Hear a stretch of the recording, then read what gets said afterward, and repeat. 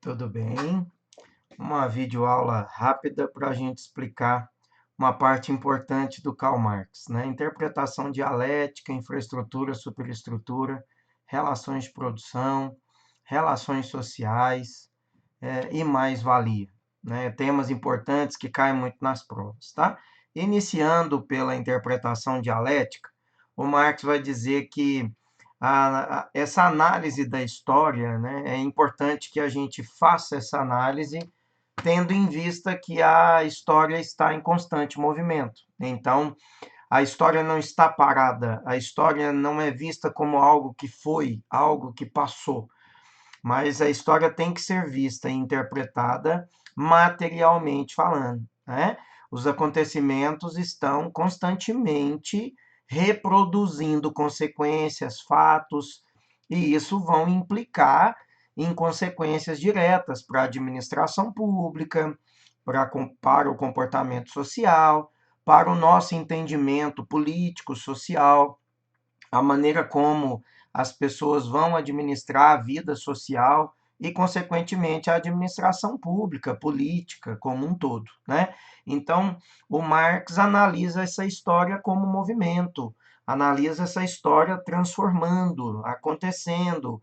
Então, Segunda Guerra Mundial, Primeira Guerra Mundial, Holocausto, Revolução Francesa, Revolução Industrial, todos esses grandes episódios históricos eles não ficaram no passado, não foram acontecimentos do passado, mas são acontecimentos que marcaram uma sociedade num dado momento e, a partir dali, marcaram também a sociedade posterior até os dias atuais.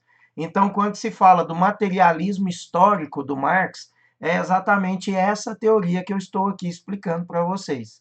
Então, é a história como movimento, é avaliar os acontecimentos materiais como aqueles que estão implicando diretamente em consequências na nossa vida.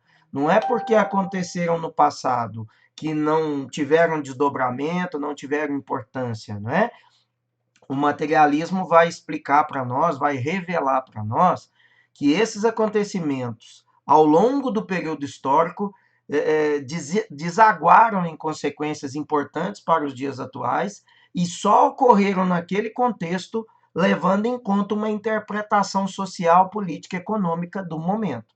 A Primeira Guerra Mundial não aconteceu isoladamente, assim como a Segunda Guerra Mundial também não aconteceu, né? Nós tivemos casos antecedentes que implicaram no acontecimento da Primeira Guerra Mundial. A Primeira Guerra Mundial, com as suas consequências e acordos que resguardaram ali o período entre guerras, vai resultar também no acontecimento da Segunda Guerra Mundial, por consequências específicas, sobretudo pela queda, né, necessária e a crise do liberalismo econômico e o crescimento da desigualdade, da fome e da miséria, conjugada com o pensamento conservador, conjugada com o pensamento fascista e nazista que cresceu dentro desse período, né? Sobretudo em consequência da crise de 1929 nos Estados Unidos. Então, ou seja, esse acontecimento, Primeira Guerra Mundial, Segunda Guerra Mundial, implicaram em outros acontecimentos futuros. Esse é o materialismo histórico, esse é o exercício da interpretação dialética que o Marx vai nos ensinar. Então, esse movimento, gente, consequente das próprias ações dos homens. São os homens que geram consequências. São as escolhas políticas, econômicas, sociais, ideológicas que os homens fazem que vão necessariamente implicar em acontecimentos do momento e futuros, que vão implicar em outras consequências, em outras evoluções, em outras crises, ou na melhoria do posicionamento político, econômico e social, que vai garantir também a melhoria dos padrões de vida para as pessoas em geral, né? Quando melhora o padrão de vida, às vezes ou consequentemente vai resultar em piora para algum outro grupo. E é exatamente na piora, né, desse grupo, sobretudo se forem grupos economicamente fortes, que nós vamos ver reações, né, extremamente revoltas, né, extremamente revoltas com relação a esses acontecimentos, que vai implicar, consequentemente, na natureza de novos acontecimentos que vão marcar novamente por novas polêmicas, novas transformações, novas revoluções e numa nova interpretação dialética desse momento atual, né? Então isso é importante. A reflexão crítica da realidade é muito importante, né? O Marx vai dizer que a gente entender criticamente o momento atual é extremamente necessário para que a gente não caia novamente nos mesmos erros, para que a gente possa delimitar, né, determinar um rumo para que a gente possa naturalmente melhorar aquele momento atual de crise, de revolta, de tristeza, de perdas, de fome, de miséria, de desigualdade, e buscar um novo rumo, um novo horizonte, para que a gente possa melhorar a condição de vida, a condição social da grande maioria da população. Né? Isso é importante. Então, a reflexão crítica se faz necessária para que a gente não seja vítima novamente desses novos golpes, dessas novas ideologias, que são novas só no momento de apresentação, porque na verdade são antigas, são velhas, já foram utilizadas em outros momentos. Vamos pegar o caso da Revolução Francesa, né? A Revolução Francesa foi a burguesia que se revoltou com o clero e a aristocracia. Ou seja, a condição do primeiro e segundo Estado, que impunha cobranças pesadas de impostos, o primeiro e segundo Estado, que estava numa moleza, numa vida tranquila, impondo cada vez mais mecanismos de extração de cargas tributárias, né, de exploração do terceiro Estado, que era a burguesia, fez com que a alta burguesia convencesse a baixa burguesia a ir para a rua e fazer a Revolução Francesa. Depois que tomaram a Bastilha, que conquistaram o poder político, pensa que a burguesia incluiu todo mundo, incluiu o povo que ajudou ela a conquistar o poder? Lógico que não. Ela implantou lá uma monarquia, constitucionalista, mudou a Constituição, garantiu o liberalismo econômico e deu uma banana, literalmente, para o povo que tinha ido para a rua brigar, lutar, para que ela, alta burguesia, conquistasse o poder. Então, no exemplo da Revolução Francesa, é importante que a gente faça as mesmas análises de hoje.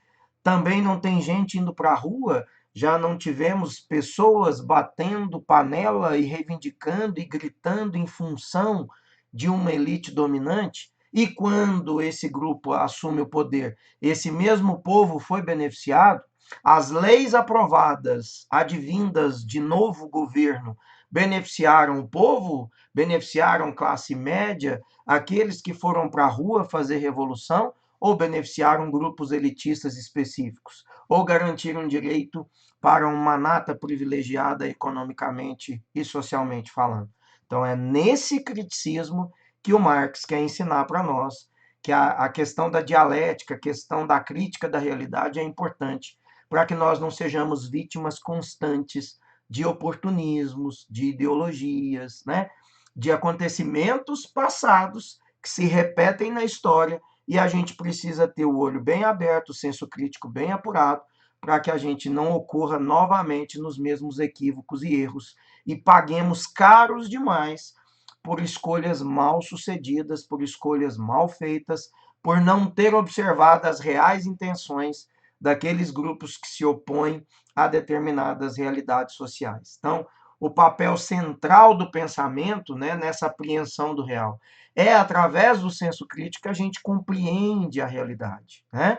Se eu não tiver esse senso crítico para enxergar aquilo que está estampado em mim, aquilo que a mídia revela, aquilo que os grupos de WhatsApp divulgam, aquilo que as redes sociais compartilham, se eu não tiver ali uma clareza do meu pensamento, do meu senso crítico, para que eu opine claramente diante daquela realidade sem ser influenciado, eu vou ser mais uma vez utilizado, vou ser mais uma vez massa dessa manobra e vou novamente incorrer em erros que no passado já se revelaram danosos demais para determinadas classes. Essa é a interpretação dialética que o Marx propõe para nós. Né? Adiante, ele vai dizer, olha, essa história como movimento, como transformação, né? Uma reflexão crítica, tudo isso que a gente já falou. E aí ele encerra ali na última frase aqui do nosso slide, ele vai dizer, o pensamento está inserido no real. Ou seja, ele está acontecendo. O pensamento ele não está fora da realidade, o pensamento está inserido nesse real, o pensamento tem que ser extraído desse real a partir do momento em que a gente utiliza a lente de aumento, que é a criticidade, que é a dialética, e que me faz enxergar isso claramente, né? Perceber claramente os jogos, os interesses, as manipulações e toda a artimanha, né, que se estabelece por detrás das câmeras e que me leva a fazer escolhas e que me leva a divulgar, que me leva a disseminar através de redes sociais, etc., um pensamento que no passado já se revelou danoso demais, às vezes, para a própria classe trabalhadora, para a classe média, que é essa necessariamente alvo principal dessas transformações políticas e econômicas, né? Então, Marx vai dizer essa infraestrutura e da superestrutura, né? O sistema do entendimento da teoria marxista do modo de produção capitalista vai revelar para nós uma anatomia dessa sociedade, né? No próximo esboço aqui que eu vou mostrar para vocês, eu vou dar o conceito de infra, de superestrutura, e nós vamos entender como que isso monta e como que o Marx utilizou desse organograma da infraestrutura e da superestrutura para que a gente pudesse entender propriamente essa anatomia social. Para isso, eu vou pegar aqui uma régua, duas réguas, tá? Para melhor te ensinar. A réguazinha vermelha aqui, ela representa para nós a infraestrutura, enquanto que a réguazinha cinza representa para nós a superestrutura dentro do conceito de Marx. Então, a infraestrutura é vista pelo Marx como a base. A base é aquela que sustenta o prédio. E a régua cinza é o prédio em si, aquele que está de pé. Na infraestrutura, nós temos aqui, compondo a infraestrutura, todo o sistema produtivo, todo o sistema econômico, todo o sistema que gera economia e que mantém a reprodução do capitalismo, a reprodução econômica do capitalismo, segundo Marx. Então, aqui na infra, nós vamos ter os meios de produção, nós vamos ter a mão de obra, nós vamos ter a tecnologia, nós vamos ter as formas de se produzir, nós vamos ter os métodos, né, que se produzem, a organização para produzir, a matéria-prima, né? Então, todo o sistema financeiro, sistema econômico, sistema industrial, está aqui na infraestrutura. Enquanto que na superestrutura, que é o prédiozinho que a gente vê dentro dessa relação do capitalismo, na superestrutura, nós temos as relações sociais. É aqui que está a mídia, é aqui que está a propaganda, é aqui que está a educação, a igreja, né? É aqui que está a religiosidade, é aqui que correm as ideologias, é aqui que está a elaboração de leis, é aqui que está o poder judiciário. Então, o Marx vai dizer que é assim que se estrutura o capitalismo, tá? Feita essa primeira aparência aí, essa primeiro esboço, vamos entender melhor aqui a superestrutura e a infraestrutura. Ó, a infraestrutura como base, né, eu já disse, olha, é onde estão as forças produtivas, né? O mecanismo de produção, a produtividade em nível médio, em nível alto, é a organização técnica, é a tecnologia que a gente utiliza para produzir. Aqui na infraestrutura, gente, está as relações de produção. É onde se produz, olha, a forma de apropriar, né, de apropriação econômica. É aqui que se coloca o preço da mão de obra. É aqui que se coloca a maneira como o trabalhador vai produzir. É aqui que está todo o financiamento produtivo. E aqui essa seta revela para nós como que a infra está coordenando e controlando a superestrutura, né? A superestrutura, por outro lado, olha, é onde a gente chama de relações sociais. Enquanto a infra é a relação de produção, a super é a relação social. Então, o que que acontece, né? O que que compõe a superestrutura? A arte, a família, a cultura, a religião, a filosofia, a, as ideologias, o processo educacional, a elaboração de leis, a política, a mídia, a propaganda, tudo isso está na superprodução, na superestrutura, né? O Marx vai dizer que a infra controla o tempo todo a super, né?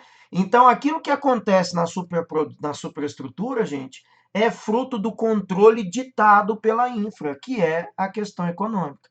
Então, quando você vê a Noticiar, quando você vê a Rede Globo, quando você vê a Veja, os canais de TV, né, as ideologias que circulam através das redes sociais, quando a gente vê tudo isso, você sabe que tem um dedinho, que tem uma mãozinha da infraestrutura controlando tudo isso. A propaganda é financiada pela infraestrutura. A lei que a gente vive é obrigada a acatar, ela é controlada e regida pela infraestrutura, né? Quando você tem o juro cobrado pelo banco de 26%, por exemplo, no cartão de crédito, e fala que para a gente, pessoa física, a gente só pode cobrar 1% ao mês de juro, ou seja, 12% ao ano, enquanto que o banco pode cobrar da gente 26%, 27% de juro ao mês, você vê que a lei é diferente para mim e ela é favorável para o sistema financeiro, né? Quando você vê como tudo isso se estrutura beneficiando o poder econômico, você vê que aquilo que corre na superestrutura, gente, é de fato controlado e ditado pela infraestrutura. O próprio sistema educacional é fruto do controle da infra. O sistema educacional ele quer ser críticos, o sistema educacional em geral ele quer ser pensante, ele quer gente que faz pesquisa? De maneira nenhuma, né?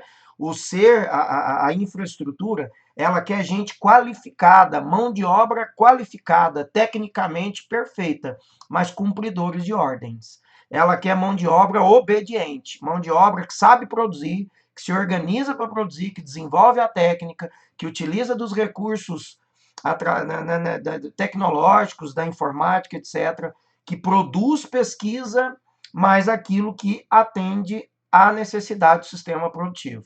Ela não quer seres independentes, ela não quer funcionários críticos, ela não quer que fica ninguém que controla ou que usa a lei para demonstrar ou para cobrar direitos, de maneira nenhuma. Então a gente vê claramente que o Marx tem razão quando ele fala que a infraestrutura está controlando o tempo todo a superestrutura. Quando ela vê que as campanhas políticas são financiadas pelo dinheiro da infra, e depois do político eleito, seja senador, deputados ou até mesmo presidentes, ele tem que corresponder com o interesse da infra, que é quem botou dinheiro na sua campanha. O caixa 2 de campanha vem de onde? Da infra. Né? É a infra que alimenta as campanhas políticas.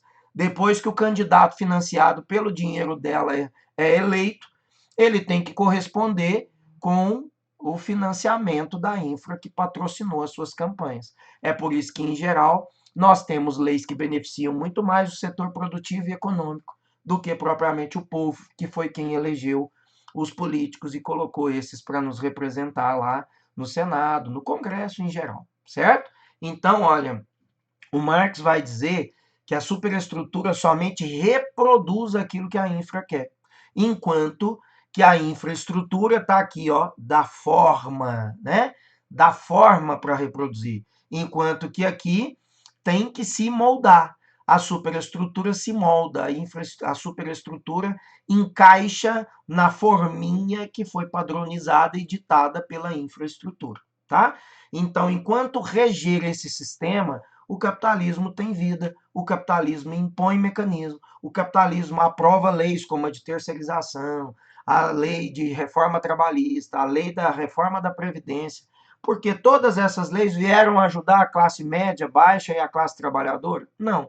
Todas elas vieram ajudar o sistema econômico. Então, mais uma prova de que a infraestrutura coordena tudo na superestrutura, inclusive a elaboração de leis, tá? Então, vamos lembrar para a gente passar para frente. Superestrutura acontece as relações sociais, enquanto que na infraestrutura acontece as relações de produção. Certo, gente? Isso é importante, hein? Então, o modo de produção capitalista é o quê? É a soma da infraestrutura e da superestrutura, certo? Então, o que é o modo de produção capitalista? É essa soma aqui. Infraestrutura mais superestrutura juntas formam o modo de produção capitalista, né? Então, o modo de produção capitalista é igual ao modo feudal? É igual ao modo de produção chinês? Não. O modo de produção capitalista se estrutura assim, tendo a infra como base, e a superestrutura como a evidência, onde acontece propriamente no campo formal as relações sociais, onde propriamente a vida acontece, o consumo acontece, a educação acontece, a religiosidade brota, como os líderes religiosos podem formar ou não, moldar ou não o comportamento político, ideológico das pessoas, influenciando e impactando nas questões políticas e sociais, né? Na defesa de um determinado candidato ou na condenação de um determinado candidato, aplaudindo um determinado presidente ou vaiando um outro presidente. Então, sempre atendendo à conivência do sistema produtivo, né, que alimenta o tempo todo, que influencia o tempo todo a superestrutura, certinho? O restante aqui já está explicado. Então, é apenas no intercâmbio entre relações de produção e forças produtivas, gente, que transforma em capital. Então, Marx vai dizer o quê? Somente por meio do trabalho tal relação é concretizada. Então, por que o sistema capitalista precisa do trabalho? Porque é através do trabalho, é através das relações de produção, que a gente vai condicionando tudo que acontece nas relações sociais. É um ciclo que se repete conforme o organograma do slide anterior, né? Então, o capital, gente, é também uma relação social de produção. O capital, ele é também vendido ou comprado. O capital, ele é também uma forma da gente fazer nome, da gente comprar mídia, da gente influenciar um determinado político, da gente pagar propagandas e campanhas, não é? Então, o capital também, né, é uma relação social. Ele faz parte da nossa vida social, né? A gente necessita do capital para comprar, para pagar conta, para comer. Vocês estão vendo em tempo de pandemia as pessoas empacotando nas portas dos bancos para receber aí o famoso auxílio emergencial que não está sendo pago para quase ninguém. E um monte de pessoa dormindo madrugadas a fio na porta da Caixa Econômica de bancos para receber o auxílio emergencial. Isso só acontece por quê? Porque o dinheiro é condição de compra. O dinheiro é condição de eu ir ao supermercado. O dinheiro é condição de eu pagar o transporte, de eu pagar o meu aluguel.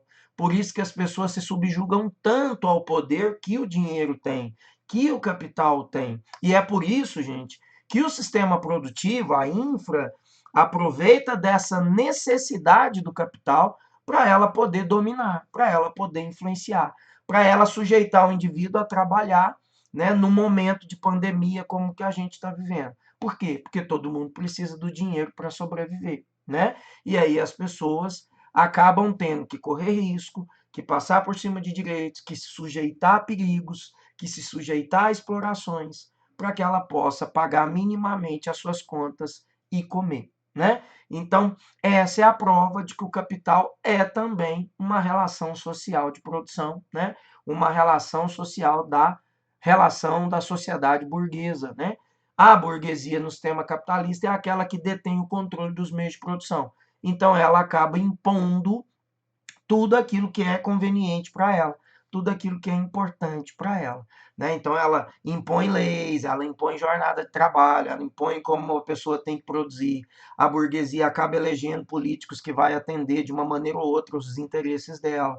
O próprio sistema judiciário, às vezes, né, se coloca no interesse dessa burguesia, daqueles que financiam o sistema. Né? E muitas vezes as pessoas se sujeitam a determinadas providências, até mesmo dentro do judiciário, porque ela tem que atender também uma demanda de comportamento e de cobrança dessa vida social, que a mídia também impõe determinadas cobranças, né? Diante, né, ela tem ali a pressão social, que faz com que, às vezes, o Poder Judiciário se sinta coado diante dessa pressão social, juntamente com a pressão de classe política, que atende aos interesses dessa burguesia dona do poder, dona dos meios de produção, certo? O capital se constitui, então, não é só um meio de subsistência, como eu já disse, ele é também matéria-prima, né?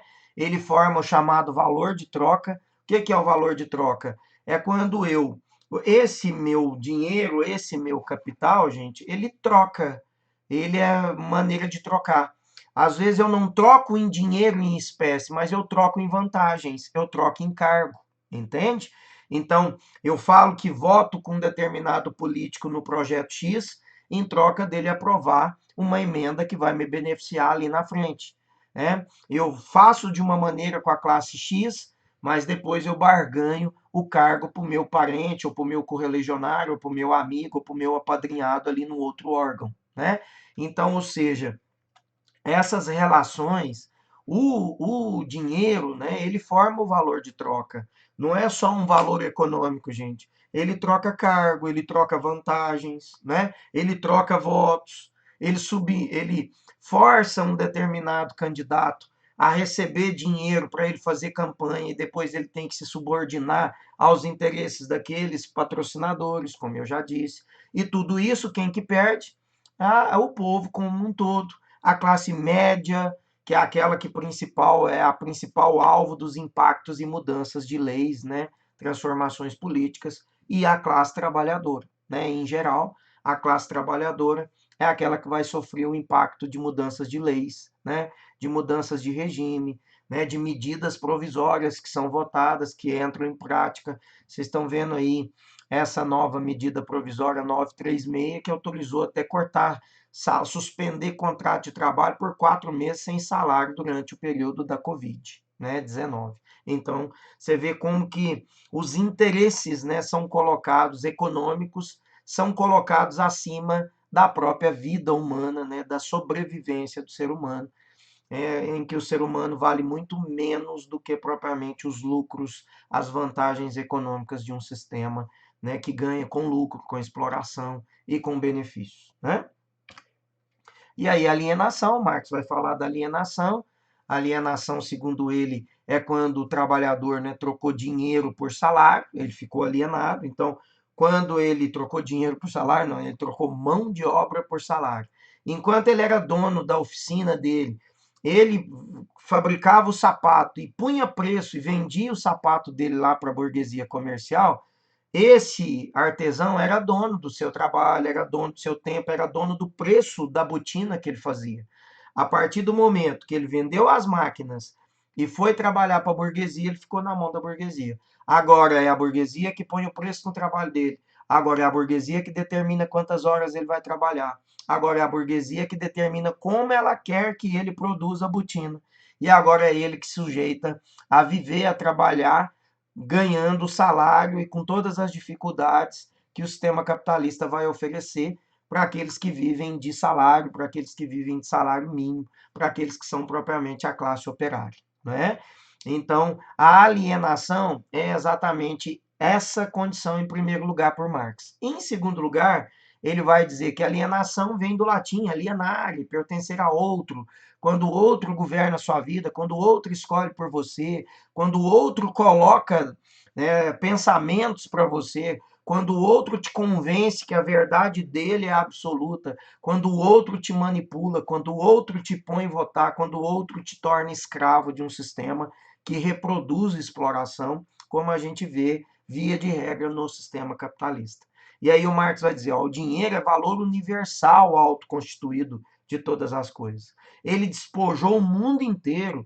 O dinheiro despojou até a natureza. Vocês estão vendo aí a natureza sendo depedrada em nome do dinheiro, em nome do lucro, da monocultura, da pecuária extensiva, da mineração, do desmatamento, né? Então vocês estão vendo nitidamente.